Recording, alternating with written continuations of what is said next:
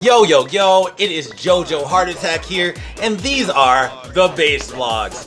If you enjoy dubstep, EDM, music festivals, or you just think I'm kind of funny and want to watch me go on adventures, then you should like and subscribe, because I'm going to keep doing this for the rest of my gosh darn life. Alright, check it out. In this video, I'm going to tell you, you shouldn't flirt at music festivals. And I'm gonna give you 5 reasons why. Now I know a lot of guys out there are not gonna like this video, but I really want you to hear me out because these are some things I've learned throughout my life about flirting with girls at music festivals, raves, and dubstep shows, and it's just taught me that you really shouldn't do it. Alright, now let's get started. Reason number 1 why you shouldn't flirt with girls at shows. Let's be honest, you're probably intoxicated in one way or another, whether it be alcohol. I know some people do party favors and stuff like that. And when you're in that state of mind, not only is your game not on point, but you're also probably a little sketchy. And when I say sketchy, I mean guys are more likely to say aggressive things to girls that maybe girls don't find appropriate or makes them feel awkward or unsafe. And so you really want to avoid doing that. Also, you're more likely to go after hookups, which can be a little bit unsafe if you're worried about STDs and stuff like that. But it's also not the best idea because since you're intoxicated, you're going to have more problems with finding the right thing to say, understanding the girl's telltale signs that she doesn't want to talk to you, and you could quite possibly ruin her night and even your own. Oh, and one more thing. Even if you don't finish this video, I would really appreciate it if you went on to the 5th point in the video. It's a little bit more serious, but I think it's super important, and I really want to make sure all of you hear it. So, even if you don't finish the whole video, go to the end of the video, watch the last reason why you shouldn't flirt with girls at shows, and then you can just leave. And I'll be really sad because you didn't watch the whole video, but whatever. Reason number 2. Reason number 2 is the outfits. Now, I know not every girl dresses this way, but at least when I think of raves and shows and dubstep events and music festivals, I think of those incredible outfits, and thank you ladies for wearing those. I really appreciate them, even though I know you didn't wear them for me. It definitely creates a culture that a lot of guys believe that the girl wouldn't dress that way if she didn't want you to come talk to her and stuff like that. And maybe in some cases that's true, but I think in a lot of cases girls just want to feel pretty. They just want to look good in the same way that I want to look good when I go out. So I think it's important to not make them feel awkward by, pressing against them too sexually or, doing anything too extra. Kind of goes along with the intoxication thing. It's obviously fine to go dance with a girl if she wants you to dance with her. It's obviously fine to go talk to a girl if she wants you to talk to her. But if you're pestering a girl because she's wearing super sexy lingerie, there's a good chance that's not what she wanted you to do. So that's reason number 2 why you shouldn't flirt with girls at concerts. Reason number 3. Reason number 3 is something I kind of mentioned earlier. It could ruin the show for you. I've been single off and on for a while, and I've gone to a lot of shows and events, as you've seen on this channel, and there's too many events that I've attended that I completely focused on either finding a girlfriend, which how I figured I was going to do that at a 5-day music festival is beyond me, but I've tried it, or just trying to get, some bedtime company, let's call it that. And those have, and through countless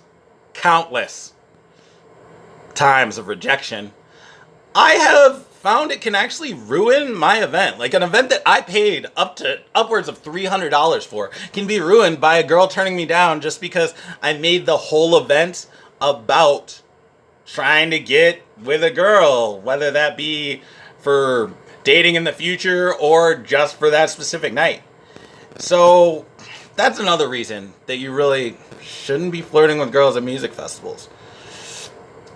Reason number 4 that you shouldn't be flirting with girls at music festivals and shows. A lot of them have boyfriends.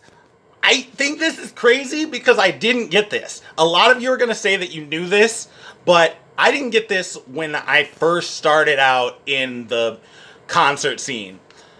I believed in my heart that every girl with her wonderful chest out or with her wonderful derriere out didn't have a boyfriend.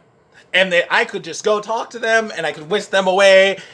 And I acted on that quite a few times. I may have gotten beat up once. Not, of course, at a dubstep show or a rave or anything like that. I couldn't imagine the culture acting like that.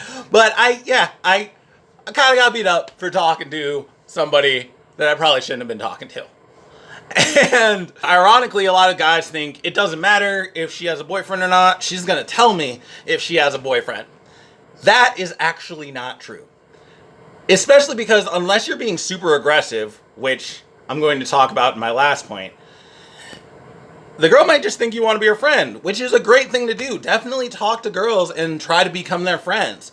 But if the girl thinks you're just trying to become her friend, which a lot of girls at raves and dubstep shows do, because it's a great place to make friends, she might think that there's no reason to tell you that she has a boyfriend, because after all, you're just two adults talking.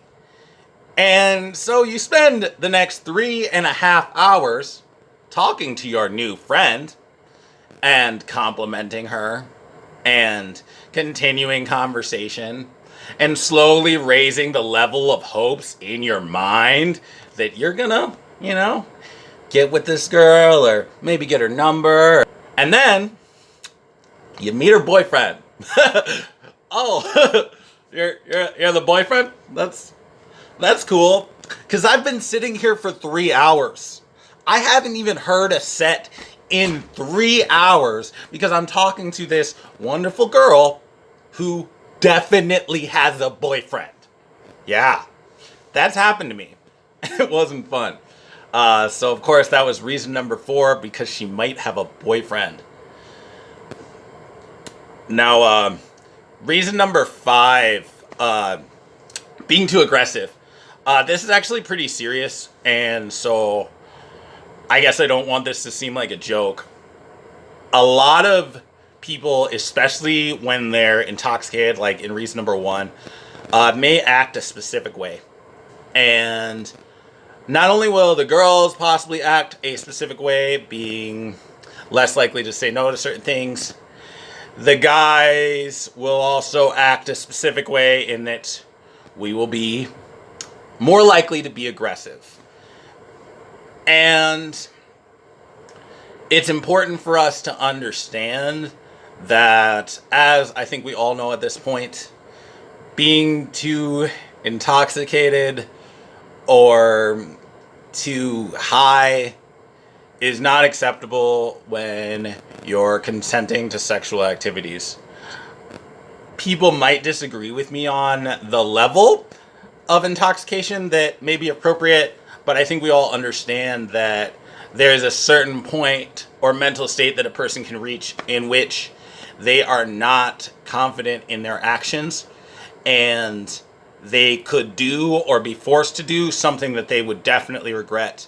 And not only does that violate laws, but that definitely violates moral codes that I hope that everyone watching this channel has. And I just think that unless you're 100% confident in the actions that you're going to take while intoxicated, for both your safety and the safety of the young ladies, or in fact young men that you associate with, if it's a girl thinking about flirting with guys, to avoid actions like that. I can say that I'm obviously not guilty of taking it too far, but I'm guilty of flirting with girls while intoxicated. I can't act like I'm completely innocent, but I can say that a lot of us would be better off avoiding those situations completely. I mean, get the girl Snapchat, talk to her later when you're sober. She'll appreciate that. You'll appreciate that. Your game is going to be on point when you're sober. She is going to be way cooler when she's sober, and you're going to get a great chance to learn more about her. And you're not going to have to worry about any negative stuff. So definitely take that into consideration. I hope that I made that point clear enough. It's a very dark issue, and this isn't a very dark channel, so I kind of tiptoed around it, tiptoed a little circle around that issue there. Well, these are the base vlogs. I'm sorry to end on such a sad note, so I'm not gonna do it. I am going to tell you about the next video. The next video is going to be me and my buddy Wook Specialist, aka Michael, and we are going to be doing a bit of a music review of some new tracks coming out. We're going to review a Gammer track because Gammer just got done doing a show with my buddy Q Benzie. He was opening up for him. That's so cool. It wasn't Gammer opening up for Q Benzie. Q Benzie was opening up for Gammer. I don't want Gammer to call and be like, people are saying I was opening for you. I'm mad. I don't think Gammer would sound like that at all, but definitely look for that video. It is coming out. Also, there is a giveaway. It is going to be in the comments. So check out that giveaway. Check out the giveaway, comment, and then you can get money. So why wouldn't you do that? If you're a new subscriber, just so you know, you're one of my base friends. And if you're an old subscriber, you've always been one of my base friends. Goodbye.